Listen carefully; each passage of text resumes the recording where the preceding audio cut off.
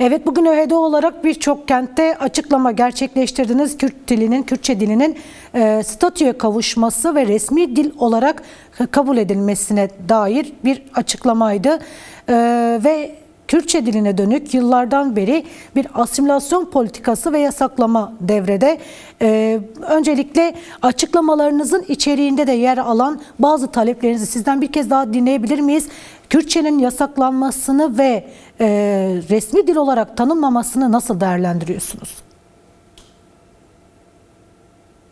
Evet, bugün sizlerin de bir önceki haberde gösterdiği gibi 15 ayrı merkezde Kürtçe'ye statü talebiyle başlatmış olduğumuz imza kampanyasının sonucunu paylaştık bizler de. Bizler Özgürlük İçin Hukukçular Derneği olarak zaten çoğunluğu Kürt avukatlardan oluşan bir örgütlenme olarak Kürtlerin ve bütün azınlıkların kendi dillerinin yasal statüye kavuşturulması ve bu anlamda hiçbir ayrımcılık gözetilmeden dillerine tanınan yasal statüyle birlikte bu haklarını ana dilde elde etmesi gereken bütün haklarını, yararlanması gereken bütün haklarının tanınmasını da kendimize bir görev ve misyon olarak gören bir kurumuz. Bu vazife ve misyonla başlatmış olduğumuz imza kampanyası hukukçulara yönelik olarak yapıldı. Sebebi şu, aslında genel bir çalışma da yapılabilir bu anlamda. Ancak biz tam olarak hukukçular olarak bunu hukuki bir zeminde tartışılması ve hukuken tanınır bir duruma getirilmesi için kendimize daha büyük bir vazife görüyoruz bu anlamda. Bu nedenle tüm Türkiye ve Kürdistan'daki hukukçulara açık olacak şekilde bir imza kampanyası başlattık. Türkiye'nin birçok barosundan, Kürdistan'ın birçok barosundan 2000'den fazla bir avukat sayısıyla bu imzalarımızı topladık ve Türkiye Büyük Millet Meclisi'ne sunulmak üzere bugün kampanyamıza imza atan tüm meslektaşlarımızla birlikte taleplerimizi dile getirdik. İmza kampanyamızda hani 3 temel talepten bahsediyoruz.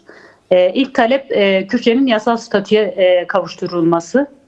Bu resmi dil olarak tanınması şeklinde anlaşılabilir ve devamında aslında bütün kurumlara yerleştirilmesi olarak devam ediyor. Diğer bir talep Kürtçenin anaokulundan başlayarak üniversitelere kadar eğitim dili olması, yasal bir şekilde eğitim dili olmasıdır. Çünkü mevcut Türkiye Anayasası'na göre Türkçe dışında herhangi bir dilde eğitim yapılması mümkün değildir ve yasaklanmıştır. Bu uluslararası bütün hukuk ilkelerine aykırıdır, azınlık haklarına aykırıdır. Kürt halkının yasal haklarının tanınmasına bir aykırılık teşkil etmektedir. Biz de bu yönüyle aslında eğitimin en temel taleplerden biri olduğunu ve ana dilde eğitim hakkının da tüm Kürt vatandaşlarına ve diğer azınlıklara tanınması gerektiğini düşünüyoruz ve taleplerimizden biri de buydu. Diğer bir yönüyle ana dil sorunu tabii ki de sadece bir resmi statü ya da eğitim sorunu değil. Aslında kamusal alanda görünürlüğünün azaltılması, asimilasyon politikalarıyla Kürtçenin önünün kapatılması gibi bir sorunla karşılaşıyoruz. Kürtler, Kürt vatandaşlar, Kürtçe konuşan vatandaşlar hiçbir şekilde kendi dillerinde ne bir sağlık hizmeti alabiliyorlar, ne bir belediye hizmeti alabiliyorlar yahut bir güvenlik hizmeti alamıyorlar. Yani birçok aslında kamusal alanda bu anlamda Kürtçe dışlanmış bir durumdadır. Evet. Ve asimilasyon politikalarına maruz bırakılmıştır. Taleplerimizden biri de aslında bütün kamusal alana yayılması için gerekli yasal önlemlerin alınmasıdır. Evet, siz de belirttiniz aslında özellikle kamusal alanlarda resmi dil olarak kabul edilmemesi ve Kürtçenin yasaklı olarak lanse edilmesi birçok sorunu da kendisiyle getiriyor. Sağlık alanından eğitim alanına, eğitim alanından hukuk alanına kadar bu durum yaşanıyor. Özellikle belli senelerde Kürtçe ifade veren, Kürtçe ifade vermek isteyen tutsaklara veya gözaltındaki işlemlerde dahi bu bile bir sorun olarak karşılarına çıkarılıyor ve bir hukuksal davaya dönüşüyordu. Bugün de baktığımızda Ahmet'te örneğin en son bir okulda seçmeli ders olarak olmasına rağmen 650'ye aşkın öğrencinin Kürtçe ana dilde eğitim talebini görebiliyoruz. Tüm bunları aslında değerlendirdiğimizde bunun hukuksal adımları nasıl atılmalı? Şu an bugün barış ve demokratik toplum süreci de gündemde ve aslında bu süreçte atılması gereken en önemli adımlardan biri de buydu aslında.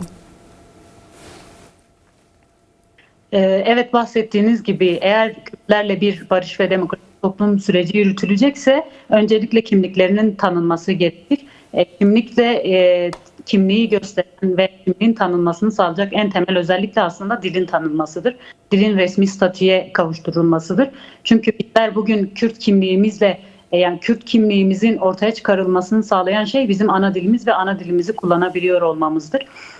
Bu nedenle bu talebin bu süreçte yasal bir zemine oturtulması gerekiyor. Hakikaten bahsettiğiniz gibi bu Kürtçenin kullanılması meselesi, örneğin biz hukukçular olarak adliyelerde en yoğun şekilde karşılaşıyoruz. Çünkü Kürtçeyi bir şey olarak tanımlamıyor. Herhangi bir dil olarak tanımlamıyor aslında. Türkçeyi bilmiyor olmak kategorisinde oluyorsunuz sadece ve bu da her zaman size tercümandan ücretsiz olarak yararlanma hakkı sağlamıyor. Eğer siz Türkiye Cumhuriyeti vatandaşıysanız Türkçe bilmek zorundasınız, ancak Türkçeyi yeterince bilmiyor olmak olarak kabul ediyor Kürt vatandaşlarının ana dilde savunma hakkı talebi. Bu da kendi ücretini kendi vermek gibi bir soruna neden oluyor. Ancak Türkiye Cumhuriyeti vatandaşı değilseniz resmi olarak o durumda ücretsiz olarak yararlanabiliyorsunuz ana dilde savunma hakkından. Yani ki ana dilde savunma hakkı çok yetersiz bir şekilde tanımlanıyor.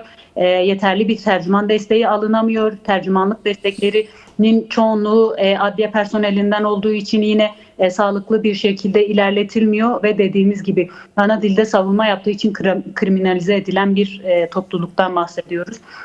Bunun için cezalar alan bir halktan bahsediyoruz.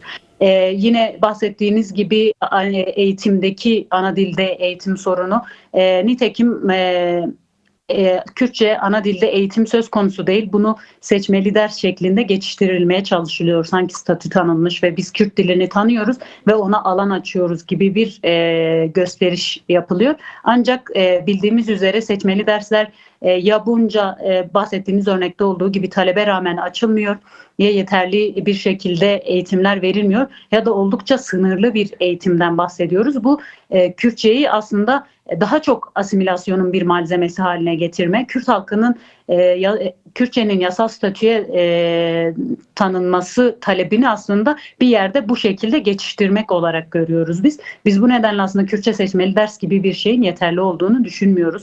Eğer barış ve demokratik toplum süreci bu şekilde Kürtçe statü tanınmadan devam ederse ya da bu amaçla devam ettirilirse elbette bu başarılı olmayacaktır ve bu anlamda bizlerin taleplerini yerine getiren bir noktada olmayacaktır. Öncelikle anayasadaki mevcut Kürtçe'de eğitim alma ya da Kürtçenin önünü kapatan bütün maddeler değiştirilmelidir. Kesin olarak çıkarılmalı ve hiçbir din ayrımı gözetmeksizin Kürtler ve diğer bütün azınlıkların kendi dillerinde, kendi ana dillerinde eğitim alma haklarının önü açılmalıdır. Evet.